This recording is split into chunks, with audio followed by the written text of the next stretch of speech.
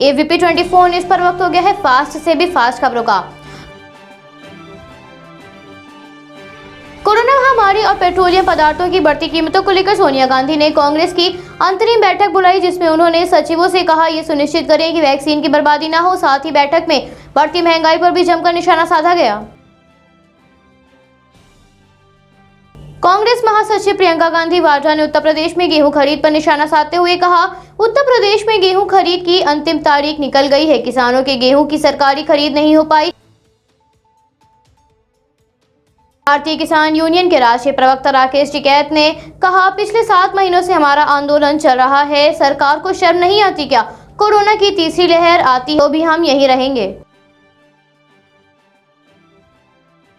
गाजियाबाद के लोनी में बुजुर्ग को पीटने और दाढ़ी काटने के मामले में ट्विटर इंडिया के एमडी ने गाजियाबाद पुलिस को अपना बयान दर्ज कराने की बात कही थी, जिसके बाद लोनी थाने पर बाहर एमडी का इंतजार करते हुए भीषण जाम लग गया। केंद्रीय स्वास्थ्य मंत्री ने कहा, भारत में वैक्सीन कम नहीं पड़ेगी, कायम रहेगी रफ्तार। देश में वैक्सीन की कोई कमी नहीं है। जुलाई से प्रति महीने 20 से 22 करोड़ खुराक उपलब्ध होगी। केंद्रीय रेल एवं वाणिज्य मंत्री पीयूष गोयल ने कहा, आज किसान रेल देश भर में कृषि उत्पादों के परिवहन में महत्वपूर्ण भूमिका निभा रही है। अभी तक ये ट्रेनें 2.7 लाख टन कृषि उत्पादों का परिवहन कर चुकी हैं। मुख्यमंत्री योगी आदित्यनाथ ने प्रदेश के सभी ग्राम प्रधानों को पत्र लिखकर बधाई दी। साथ ही सीएम योगी ने ग्राम प्रधानों से प्रधानमंत्री मोदी के मेरा गांव कोरोना मुक्त के ध्येय को साकार करने के अभियानों में अपना योगदान देने के लिए भी आग्रह किया है। योगी सरकार के दावे एक बार फिर फेल होते हुए नजर आए। लखनऊ के डॉक्टर श्यामा प्रसाद मुखर्जी सिविल अस्पताल के आइसोलेशन वार्ड की हालत खराब नजर आई। आइसोलेशन वार्ड के बाथरूम से लेकर वार्ड के अंदर तक का प्लास्टर टूटकर गिर गया था, जिस वजह से मरीजों के साथ साथ तीमारदारों को भी परेशानियों का सामना करना पड़ रहा है। मैनेजर बदले जाने के कारण नया मैनेजर चार्ज लेने से कतरा रहा है, जिस वजह से आइसोलेशन वार्ड की हालत खराब हुई है। एनसीबी 42वीं वाहिनी द्वारा 3 दिवसीय सामाजिक अभियान की मुहिम जारी है, जिसके मद्देनजर लगातार सीमावर्ती क्षेत्र के ग्रामीणों को कोरोना महामारी से बचाव के उपायों के लिए जागरूक किया जा रहा है। लखनऊ सांसद मेनका गांधी पर डॉक्टरों के साथ अभद्र भाषा का उपयोग करने का आरोप लगाया गया, जिसके मद्देनजर पशु चिकित्सा के डॉक्टरों ने हाथ में काला फीता बांधकर विरोध प्रकट किया और मांग की कि मेनका गांधी माफी मांगे। कानपुर के आईआईटी के ऑडिट सिस्टम ऐप से यह बात सामने आई कि कोरोना काल में ऑक्सीजन की 20 से 25% बर्बादी हुई है, जिसमें 52 सरकारी व निजी अस्पतालों में जांच करके एक रिपोर्ट तैयार की गई है, जिसकी समीक्षा मुख्यमंत्री द्वारा की जाएगी।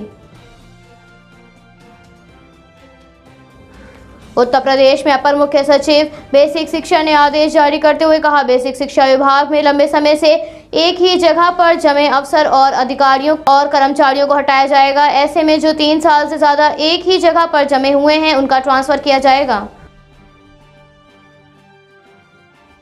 मुजफ्फरनगर में पुलिस द्वारा अपराध की रोकथाम के लिए चलाए जा रहे अभियान के तहत 24 घंटे के अंदर जैन मंदिर में हुई लाखों की चोरी की घटना का खुलासा कर चोर को गिरफ्तार किया गया और चोरी हुई सोने और चांदी की मूर्तियों को बरामद किया गया। पुलिस के अनुसार चोरी की गई मूर्तियों की कीमत लगभग 50 लाख से ज्यादा है। उत्तर प्रदेश के झांसी में आंध्र प्रदेश जाते हुए यात्री गलती से दूसरी ट्रेन में चढ़ गया, जिसके बाद उन्होंने ट्रेन से छलांग लगा दी, जिसमें सभी ट्रेन की चपेट में आ गए और एक यात्री की मौके पर ही मौत हो गई, वहीं 4 गंभीर रूप से घायल हुए हैं। उत्तर प्रदेश बलिया जिले में सदर तहसील अंतर्गत विकासखंड दोबहड़ में शीतलदौनी गांव में जन सुविधाओं से जुड़ी कई सरकारी भवन अब जर्जर होकर ध्वस्त होने की कगार पर खड़े हैं। नवनिर्वाचित प्रधान ने इन सभी भवनों और गांव से जुड़ी अन्य समस्याओं को लेकर डीएम, एसीपी और प्रदेश के सीएम को पत्र लिखने की बात कही और कहा, जो भी आदेश होगा उसके अनुसार कार्य किया जाएगा। उत्तर प्रदेश के मथुरा में एक ट्रक चालक ने वाणिज्य विभाग की टीम पर ट्रक चढ़ा दिया, जिसमें एक सिपाही की मौत हो गई। साथ ही टीम के अन्य सदस्य भी गंभीर रूप से घायल हुए हैं। वहीं ट्रक चालक मौके से फरार हो गया। बिहार विधानसभा अध्यक्ष ने सभी विधायकों से अपील करते हुए कहा, मॉनसून सत्र के पहले विधायक सत्र जब सत्र में शामिल होने के लिए विधानसभा आएंगे तो वो कोरोना का टीका लगवा कर ही अपनी उपस्थिति दर्ज कराएं। उत्तर प्रदेश के अमरोहा में गौ तस्करों के खिलाफ लगातार सख्त कार्रवाई करते हुए नजर आया, जिस बीच तस्करों और पुलिस के बीच जमकर मुठभेड़ हुई, जिसमें आरोपी दानिश को भी गिरफ्तार किया गया। वहीं एक तस्कर के पैर में गोली लगी और 3 आरोपी मौके से फरार हो गए।